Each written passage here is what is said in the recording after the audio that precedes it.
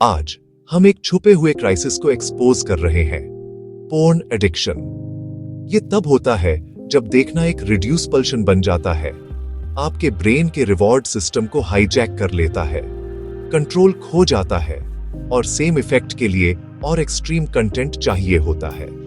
ये secret habit चुपचाप काम, रिलेशनशिप्स और मेंटल हेल्थ को नुकसान पहुंचा सकती है। स्मार्टफोन और सस्ते इंटरनेट से एक्सेस आसान है, खासकर यंग लोगों के लिए। बहुत से लोग स्ट्रेस या अकेलेपन से बचने के लिए पोर्न का यूज करते हैं, लेकिन यह टेम्पररी फिक्स है। शर्म और सीक्रेसी की वजह से हेल्प मांगना मुश्किल हो जाता है। पोर्न एडिक्शन रियल है, ये ब्रेन को बदल देता है और इंटीमेसी को बिगाड़ सकता है। हमें खुलकर बात करनी चाहिए और खुद को व अपने लव्ड वंस को प्रोटेक्ट करना चाहिए। केवल चुप्पी तोड़कर ही हम इस जाल से लड़ सकते हैं। लोग इस जाल में क्यों फंस जाते हैं? ये अक्सर स्ट्रेस, अकेलेपन या इमोशनल पेन से शुरू होता है। पोर्न एक क्विक एस्केप देता है, एक पल का हाई जो रियल लाइफ स्ट्रगल्स को सुन्न कर देता है। लेकिन यह एक डेंजरस कोपिंग मैकेनिज्म है जो नई प्रॉब्लम्स ऐड करता है। कई लोग आइसोलेटेड फील करते हैं, इसलिए वे इंटीमेसी के झूठे सेंस के लिए पोर्न की तरफ मुड़ते हैं। एस्केपिज्म पावरफुल है, यह फैंटेसी वर्ल्ड रिजेक्शन से फ्री लगता है। डोपामाइन रश क्षणिक होता है, लेकिन गिल्ट और शर्म बनी रहती है। यह एक भूल भुलैया है, हर एस्केप जाल में और गहरा ले जाता है। इन ट्रिगर्स को पहचानना फ्री होने का पहला कदम है। डिजिटल एज ने पोर्न को हर जगह कभी भी एक्सेसिबल बना दिया है। ऑनलाइन एनोनिमिटी बैरियर्स और अकाउंटेबिलिटी को हटा देती है, जिससे एडिक्शन सीक्रेसी में पनपता है। लोग डबल लाइफ जी सकते हैं, एक पब्लिक में, दूसरी स्क्रीन्स के पीछे। सेक्स के बारे में हमारी संस्कृति की चुप्पी यंग लोगों को जवाब के लिए पोर्न की तरफ मोड़ देती है, जो डिस्टॉर्टेड फैंटेसी से सीखते हैं। इंडस्ट्री और एक्सट्रीम कंटेंट को बढ़ावा देती है, जिससे डिसेंसिटाइजेशन और बढ़ती आदतें होती हैं। जो कभी शॉकिंग था, वह अब मेनस्ट्रीम है, जो हार्मफुल बिहेवियर्स को नॉर्मलाइज कर रहा है। ये कंटेंट मीडिया और एडवर्टाइजिंग में रिश्ता है, लाइंस को धुंधला करता है और अनहेल्दी एक्सपेक्टेशंस को आकार देता है। ओपन कन्वर्सेशंस और रियल एजुकेशन के बिना सोसाइटी अपने सबसे वल्नरेबल लोगों को अनप्रोटेक्टेड छोड़ देती है। नतीजा, एक जनरेशन जो फैंटेसी को रियलिटी से कंफ्यूज करने के रिस्क पर है। हमें टैबू को तोड़ना चाहिए और इन डेंजर्स के बारे में ईमानदारी से बात करनी चाहिए।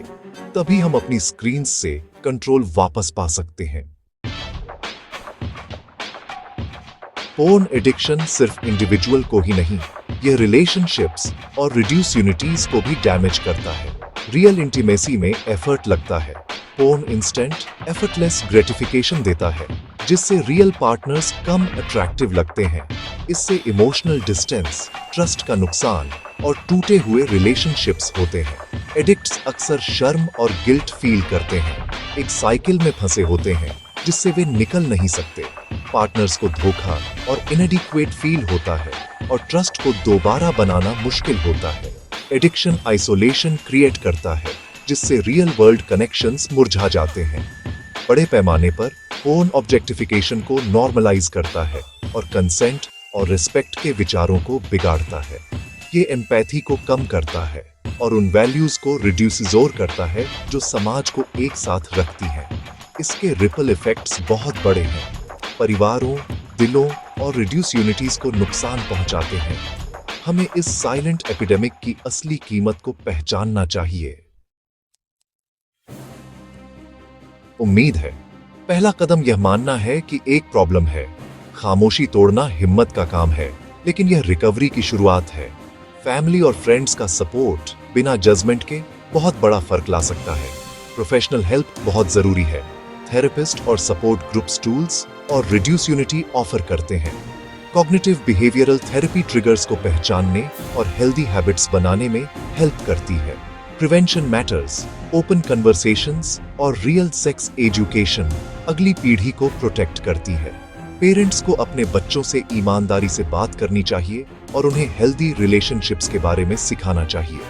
रिकवरी का मतलब है कोप करने के नए तरीके, फाइंड हॉबीज, एक्सरसाइज, माइंडफुलनेस और रियल कनेक्शंस।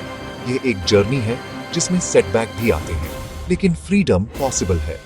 सपोर्ट और डिटर्मिनेशन के साथ कोई भी फ्री हो सकता है और अपनी लाइफ को वापस पा सकता है। अलर्ट रहें, होपफुल रहें।